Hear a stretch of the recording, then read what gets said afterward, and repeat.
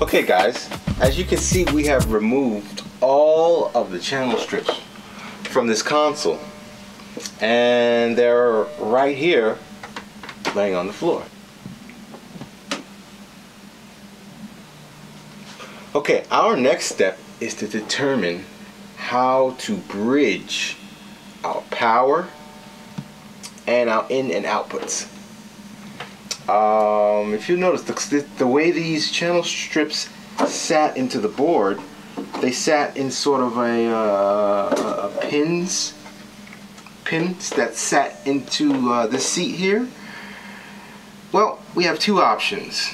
We could either try to figure out if these are usable, perhaps maybe we can modify them the way they are, or we can come up with our own system of bridging the power together. And also, our inputs and outputs were on these ribbon cables. Maybe we can make use of them, maybe not. Maybe we'll have to come up with our own system. But what will determine that is we're going to lift this console up and try to remove these pieces here to see if they're usable, if we can figure out a way to bridge our power supply. If not, we're going to have to figure out how to do it on our own, come up with our own customized way of doing it. Well, as you can see, we have totally dismantled this board. We were able to get these plates out. You know, the mounting plates we talked about earlier. I'm calling them mounting plates because I didn't know what they were called. But they were very difficult to get out because of the nature of the way the board was made. And so what I'm pretty sure we're going to use these. We should have no problem using these. And this is for our power distribution. We're going to use, each channel is going to receive power from here. So the idea is that this is our power supply, which will connect that XLR or wannabe XLR cable we talked about that was on the back of the console. We're going to connect that to these wires, negative, positive, and ground, of course.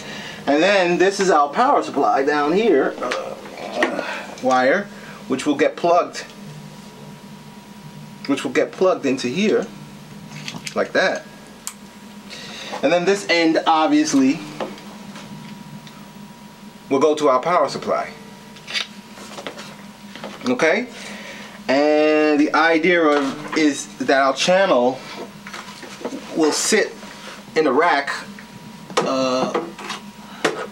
something like this, and our mounting plates or our power supply distribution, because we're going to mount each channel directly next to each other, and that's pretty much how it was inside the console.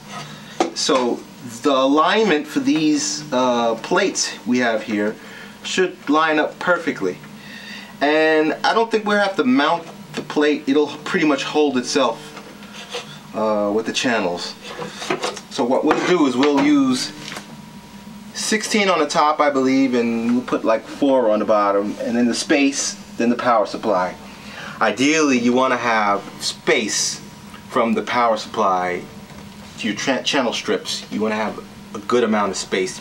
Your power supply produces a large amount of magnetic fields. Maybe you don't even want to have it in this rack, but you know, we'll see how it sounds when we get it all together. So our next step is going to be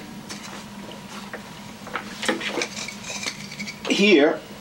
We're going to use wire, and we're going to have to solder, guys. I know we didn't want to solder, but we're going to have to solder.